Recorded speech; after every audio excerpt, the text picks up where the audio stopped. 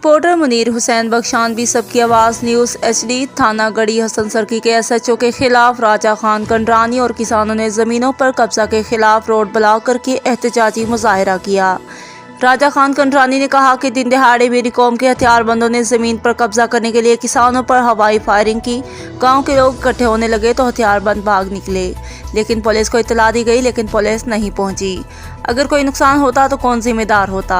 हम हुकूमत Sindh, IG Sindh, DIG Larkana, SSP Jacobabad से अपील करते हैं कि बदमस्त SHO पर नोटिस लिया जाए और हमें इंसाफ फराहम किया जाए।